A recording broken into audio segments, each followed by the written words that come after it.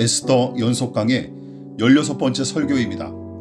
오늘은 구약 성경 에스더서 8장 10절부터 9장 16절 말씀까지, 구약 성경 에스더서 8장 10절부터 9장 16절까지 말씀을 먼저 봉독하겠습니다. 아하수에로 왕의 명의로 쓰고 왕의 반지로 인을 치고 그 조서를 역졸들에게 붙여 전하게 하리. 그들은 왕궁에서 길러서 왕의 일에 쓰는 준말을 타는 자들이라. 조서에는 왕이 여러 고을에 있는 유다인에게 허락하여 그들이 함께 모여 스스로 생명을 보호하여 각 지방의 백성 중 세력을 가지고 그들을 치려하는 자들과 그들의 처자를 죽이고 도륙하고 진멸하고 그 재산을 탈취하게 하되, 아하수에로 왕의 각 지방에서 아달월 곧 12월 13일 하루 동안에 하게 하였고, 이 조서 초본을 각 지방에 전하고 각 민족에게 반포하고 유다인들에게 준비하였다가 그날에 대적에게 원수를 갚게 한지라. 왕의 어명이 매우 급함에 역졸이 왕의 일에 쓰는 준말을 타고 빨리 나가고 그 조서가 도성 수산에도 반포되니라. 모르드게가 푸르고 흰 조복을 입고 큰 금관을 쓰고 자색 가는 베옷을 입고 왕 앞에서 나오니 수산성이 즐거이 부르며 기뻐하고, 유다인에게는 영광과 즐거움과 기쁨과 존귀함이 있는지라. 왕의 어명이 이르는 각 지방 각 읍에서 유다인들이 즐기고 기뻐하여 잔치를 베풀고 그날을 명절로 삼으니 본토 백성이 유다인을 두려워하여 유다인 되는 자가 많더라. 아달월 곧 12째 날 13일은 왕의 어명을 시행하게 된 날이라. 유다인의 대적들이 그들을 제거하기를 바랐더니 유다인이 도리어 자기들을 미워하는 자들을 제거하게 된 그날에 유다인들이 아하수에로 왕의 각 지방 각 읍에 모여 자기들을 해하고자 한 자를 죽이려 하니 모든 민족이 그들을 두려워하여 능히 막을 자가 없고, 각 지방 모든 지방관과 대신들과 총독들과 왕의 사물을 보는 자들이 모르드게를 두려워하므로 다 유다인을 도우니, 모르드게가 왕궁에서 존귀하여 점점 창대하매 이 사람 모르드게의 명성이 각 지방에 퍼지더라. 유다인이 칼로 그 모든 대적들을 쳐서 도륙하고 진멸하고 자기를 미워하는 자에게 마음대로 행하고, 유다인이 또 도성 수산에서 500명을 죽이고 진멸하고, 또 바산다다와 달본과 아스바다와 보라다와 아달리아와 아리다다와 바마스다와 아리세와 아리데와 외사다 곧 함므다다의 손자요 유대인의 대적 하만의 10 아들을 죽였으나 그들의 재산에는 손을 내지 아니하였더라. 그날에 도성 수산에서 도륙한 자의 수요를 왕께 아뢰니 왕이 왕후 에스더에게 이르되, 유다인이 도성 수산에서 이미 500명을 죽이고 멸하고 또 하만의 10 아들을 죽였으니 왕의 다른 지방에서는 어떠하였겠느냐. 이제 그대의 소청이 무엇이냐 곧 허락하겠노라. 그대의 요구가 무엇이냐 또한 시행하겠노라 하니, 에스더가 이르되, 왕이 만일 좋게 여기시면 수산에 사는 유다인들이 내일도 오늘 조서대로 행하게 하시고 하만의 10 아들의 시체를 나무에 매달게 하소서 하니, 왕이 그대로 행하기를 허락하고 조서를 수산에 내리니 하만의 10 아들의 시체가 매달리니라. 아달월 14일에도 수산에 있는 유다인이 모여 또 300명을 수산에서 도륙하되 그들의 재산에는 손을 대지 아니하였고, 왕의 각 지방에 있는 다른 유다인들이 모여 스스로 생명을 보호하여 대적들에게서 벗어나며 자기들을 미워하는 자 7만 5천 명을 도륙하되 그들의 재산에는 손을 대지 아니하였더라. 오늘은 에스더 연속 강의 16번째 설교로서 공의와 정의의 정당한 실현이라는 제목으로 함께 말씀의 은혜를 나누도록 하겠습니다. 지난 설교를 통해 우리는 생명의 성령의 법이 모든 죄인에게 생명과 자유와 구원을 안겨다 주었듯이 사망의 법인 하만의 법에 대항하는 구원과 생명의 조서가 에스더와 모르드게를 통해 제정된 사실을 함께 살펴봤었습니다. 또한 본문 8장에 나타난 유다인들의 잔치는 바로 초림과 재림 사이, 이미와 아직 사이에서 신앙하는 신자들의 모습을 고스란히 반영한다고 설명했죠. 다시 말해 모르드게와 새로운 조서를 통해 하나님께서 완전한 구원과 승리를 안겨주실 것을 확신했던 유다인들은 싸움과 충돌이 일어나기도 전에 미리 잔치를 벌여 기뻐했고 심지어 그날을 명절로 삼아 지켰던 것처럼 우리의 예배도 예수님의 공로로 이미 얻은 구원과 자유를 기뻐하고 기념하는 잔치여야 마땅합니다. 그래서 신자는 이미와 아직 사이의 긴장 상태를 유지한 채로 살아갈 수밖에 없는 존재이지만 이미 은혜로 얻은 것을 감사하고 기뻐할 뿐만 아니라 아직 이루어지지 않은 신령한 것들에 대한 확신과 그 소망을 굳게 간직하고 사는 사람입니다. 그리고 지난 설교에서 예고했다시피 이번 설교는 모르드게의 법이 어떤 방식으로 실현되었는지 좀 더 구체적으로 살펴보고 이 법이 어떤 의도와 의미가 담겨 있는지 함께 찾으면서 은혜를 나누도록 하겠습니다. 자, 우선 에스더와 같은 역사서를 읽는 성경의 독자는 단지 기록한 내용을 문자 그대로 읽고 이해하는 정도로 그쳐서는 안 됩니다. 이 이야기를 기록한 당시의 상황과 문화, 사건이 일어난 시기와 그 순서, 또한 저자의 기록 목적 등과 같은 배경 지식을 염두에 두고 읽을 필요가 있는데 단순히 지식을 자랑하기 위해서가 아니라 본문의 내용을 보다 더 정확하게 이해하고 해석하기 위해서죠. 게다가 그런 배경 지식이 성경을 좀 더 폭넓으면서도 깊이 있게 이해할 수 있도록 도와줄 뿐만 아니라 그런 공부와 묵상의 수고가 더해질수록 말씀에 담긴 은혜를 더더욱 풍부하고 진하게 맛볼 수 있기 때문이죠. 그 맥락에서 지난 설교 중에 언급했던 왕의 조서를 다시금 시간 순서대로 정리하여 살펴볼 필요가 있습니다. 그리고 이 각 사건에 해당하는 시기는 전통적인 신학자들의 견해임을 먼저 밝혀둡니다. 자, 하만의 조서는 아하수에로 왕 12년 에스더 즉위 5년에 시행됐고 에스더의 간청은 하만의 조서가 발표된 지 사흘 후에 이루어집니다. 그리고 모르드게의 조서는 하만의 조서 발표 후 대략 2달 열흘 지나서 이루어지는 것이죠. 그리고 하만의 조서와 모르드게의 조서가 충돌하는 날이 아달월 12월 13일로서 대략 하만의 조서가 공포된 지 약 11개월 후 그리고 모르드게의 조서가 공포된 지 9개월 후에 이루어지는 일입니다. 자, 중요한 내용을 다시 한번 요약하자면 하만의 조서가 공포된 지 2달 열흘 정도 지나서 에스더의 간청으로 모르드게가 새로운 조서를 작성했고 새로운 조서가 공포된 지 대략 9개월 뒤인 아달월에 하만의 조서와 모르드게의 조서가 충돌하는 사건이 일어납니다. 그래서 에스더서 3장부터 8장까지의 기록은 대략 3개월 정도 사이에 벌어진 이야기인 셈인데 무엇보다 다행스러운 일은 음흉하고 잔인하게 유다인들을 학살하려는 하만의 조서가 왕에게 허락을 받자마자 바로 시행되지 않은 것처럼 보입니다.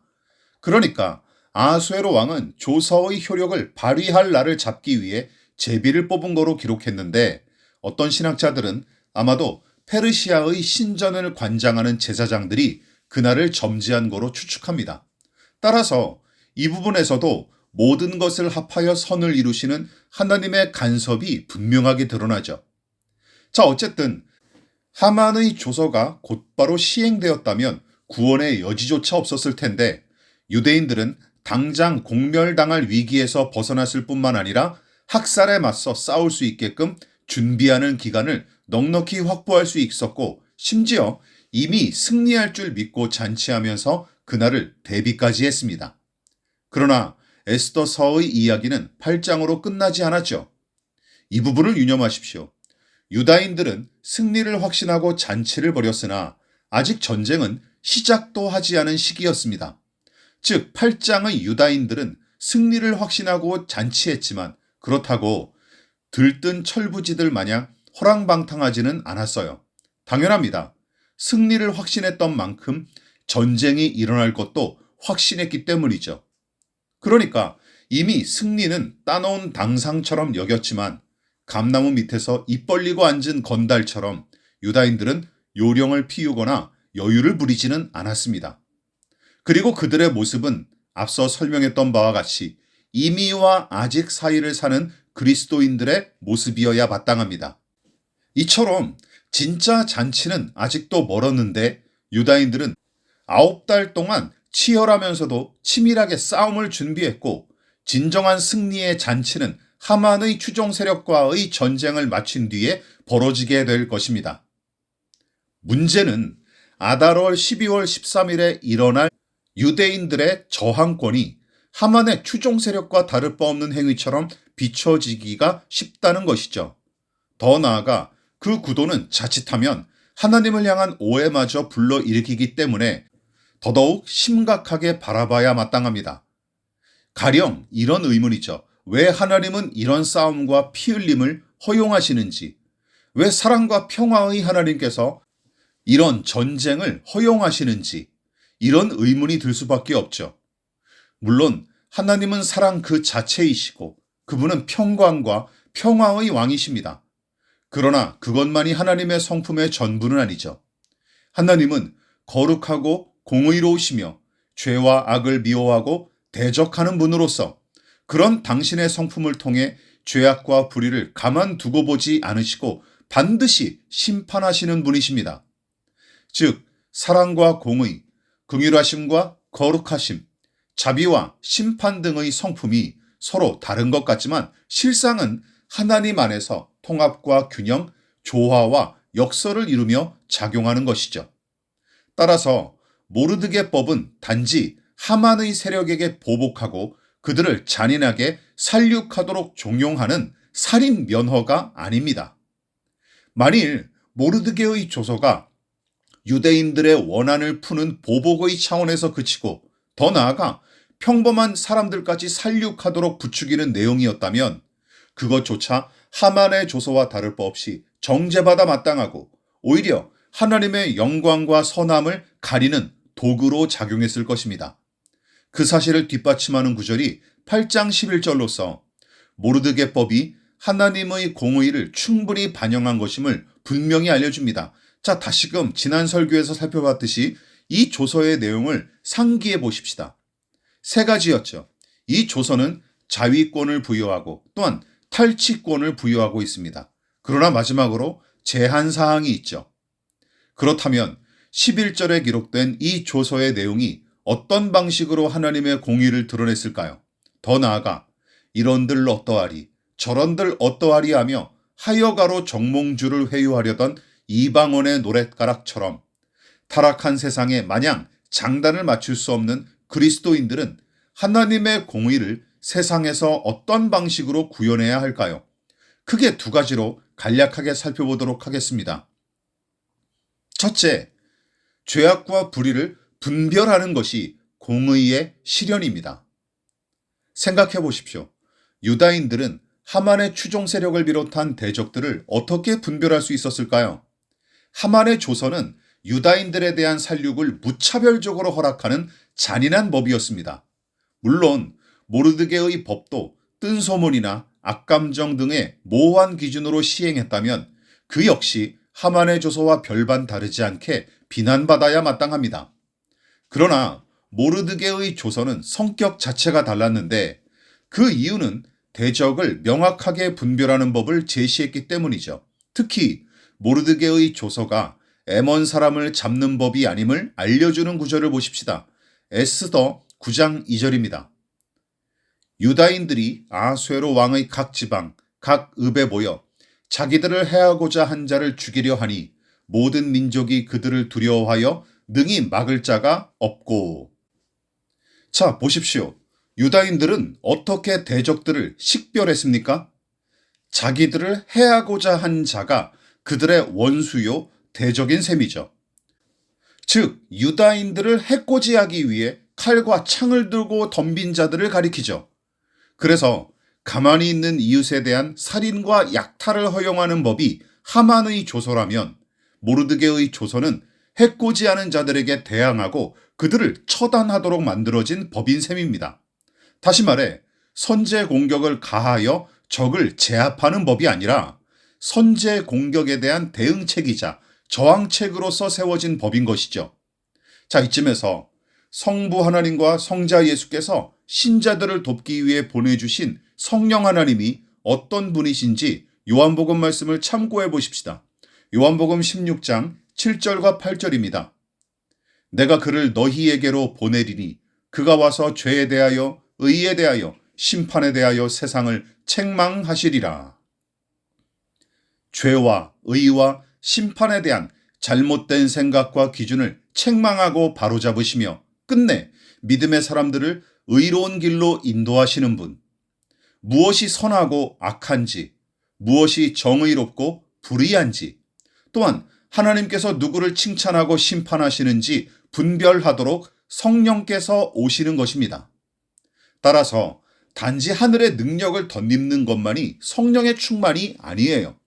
오히려 성령의 임하심과 그 충만은 믿음의 사람을 진리로 인도하는 것과 함께 예수님과 그 가르침을 계시하는 것은 물론이고 은혜로 주신 것들을 깨닫는 영적 효력으로 나타나는 것입니다.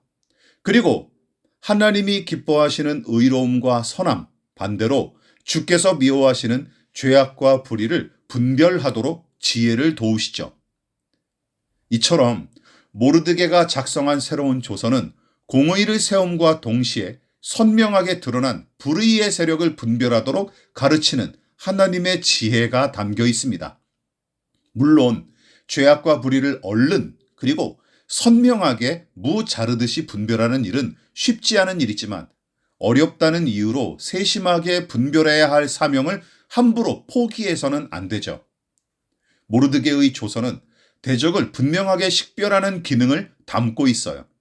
그러나 유다인이라는 이유만으로 마구잡이식의 학살을 종용했던 하만의 조서처럼 모르드게의 조서도 마구 폭력을 저지르도록 허용하는 법이었다면 그 조서 역시 하나님 앞에 정당하지 못할 뿐더러 의로움도 상실하고 맙니다. 어쨌든 불의한 자들은 하만의 조서에 따라 유대인들을 해코지하는 모양으로 그 정체를 분명하게 나타낼 테고 유다인들은 모르드게의 조서를 통해 저항과 투쟁의 권리를 획득한 것입니다. 이처럼 신자는 올바른 기준을 세움으로써 발음과 글음, 공의와 불의를 분별할 뿐만 아니라 더 복잡한 일들은 신중하게 따져봄으로써 하나님의 의로움과 선하심을 드러내야 마땅합니다.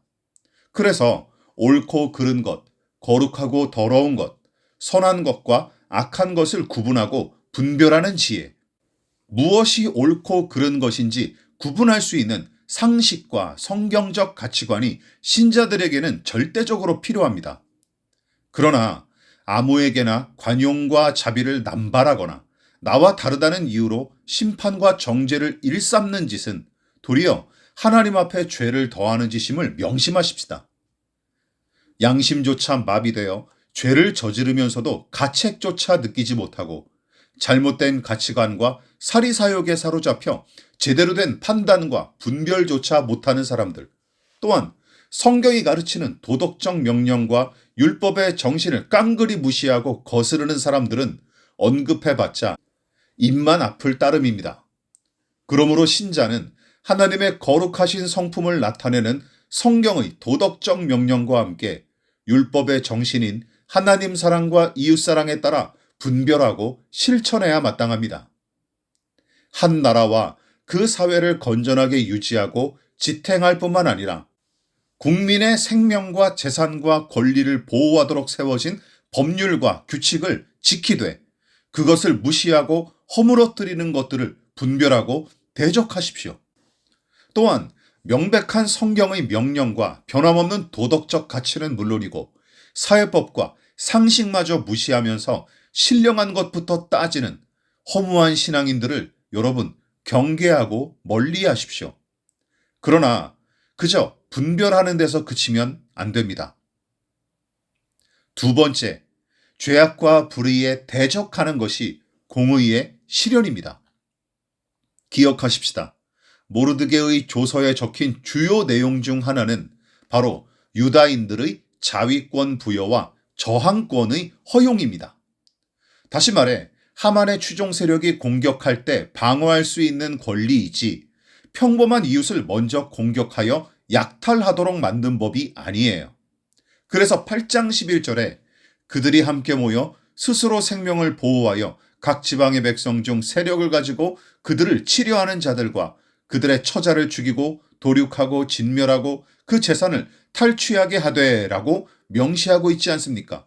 자, 이처럼 새로운 조선은 불의의 세력을 폭로할 뿐만 아니라 거기에 적극적으로 저항하고 대적하도록 허용했어요. 즉, 하만과 그 조선을 추종하는 세력이 덤벼들 때 평화를 추구한답시고 가만히 있으라거나 대화와 타협을 먼저 종용하지 않습니다. 하만의 추종자들과 유다인들 사이에 벌어진 일은 여러분, 소소한 의견 충돌이나 외교적 마찰 정도가 아니지 않습니까? 전쟁입니다. 한쪽은 약탈과 살육을 목적으로 맹렬하게 진격해 오는데 다른 한쪽은 우리가 평화를 외치면 알아서 물러가겠지 하는 이러한 생각과 태도는 그야말로 커다란 착각이자 공허한 이상주의에 불과합니다. 명심하십시다. 타락한 세상의 현실과 범죄한 인간은 느긋하게 이상주의를 적용할 수 있는 대상이 결코 아닙니다. 그래서 유다인들은 수산성을 비롯한 페르시아 전국 각처에서 전쟁을 치렀고 결국은 7만 5천 명의 대적을 처단하기에 이르죠. 불의한 법에 동조하여 폭력을 가한 세력에 대해 분명한 처벌과 단호한 심판을 단행했습니다. 기억하십시다. 공의의 실현은 옳은 것을 아는 데서 그치지 않습니다. 먼저 스스로 법과 원칙과 도덕을 비롯한 율법의 정신을 실천함으로써 공의를 실현하고 더불어 불의한 것에 저항하고 그것을 척결하기 위한 실제적인 개혁이 요구되는 것이죠. 그래서 성경은 붙들 것과 버릴 것, 뿌리 내릴 것과 떠날 것을 동시에 요구하는 내용이 허다합니다. 대표적으로 역대하 7장을 보십시다. 역대하 7장 14절입니다. 내 이름으로 일컫는 내 백성이 그들의 악한 길에서 떠나 스스로 낮추고 기도하여 내 얼굴을 찾으면 내가 하늘에서 듣고 그들의 죄를 사하고 그들의 땅을 고칠지라. 하나님의 백성이 기도하여 구할 것, 다른 말로 움켜잡고 뿌리 내릴 것은 하나님의 얼굴, 즉 그분의 영광 그 자체입니다. 그러나 버리고 떠나야 할 것도 있는데 그것이 바로 그들의 악한 길이죠. 그래서 하나님의 얼굴과 그 은혜를 겸손히 추구함과 동시에 악한 것을 버리고 불의한 것에서 떠나는 결단도 반드시 필요합니다. 이처럼 하나님의 공의는 의로움을 추구함과 동시에 불의를 거절하여 대적할 때 온전히 성취됩니다. 그러므로 의로운 삶을 추구한답시고 떠들어대지만 정작은 불의를 묵인하거나 방치하는 사람은 열심히 운동하는 사람이 매일 과음하고 내내 담배 피우는 모양새와 다를 게 하나도 없어요. 말씀을 마무리하도록 하겠습니다. 모르드게가 작성한 새 조서는 이방 땅에서 이방인 왕이 인친 것이지만 하나님의 보편적인 공의가 거기에 충분히 담겨 있을 뿐만 아니라 불의한 세력을 분별하는 훌륭한 장치로서 작용했습니다. 비록 꿈에 그리는 고향 유다 땅과 예루살렘 성전은 아니었지만 모르드게를 비롯한 유다인들은 이방 땅에서도 하나님의 공의를 구현하기 위해 몸부림치는 중이었어요. 그래서 불의한 하만의 세력에 대항하고 저항하기 위해 힘써 전쟁을 준비했습니다. 공의와 정의가 저절로 실현되는 일 따위는 현실 세상에 존재하지 않습니다. 왜냐하면 타락한 세상은 인간의 탐심과 불의를 향해 기울어져 있기 때문이죠. 그래서 망가진 세상과 죄인의 욕구가 우리를 향해 걸어가도록 부추기는 길은 대체로 불의와 심판으로 향하는 편안한 내리막길임을 명심하십시다. 그러나 참 믿음은 불의를 향해 기울어진 세상의 정체를 분별하게 해줄 뿐만 아니라 사망으로 인도하는 내리막길을 거슬러 올라갈 힘과 용기를 신자에게 제공해 줍니다. 내가 서 있는 자리에서 하나님의 공의를 분별하고 실천하는 믿음의 사람, 말씀과 성령으로 충만하여 불의와 불법을 분별하고 용감히 대적하는 하나님의 백성이 다 되기를 진심으로 기원을 드립니다.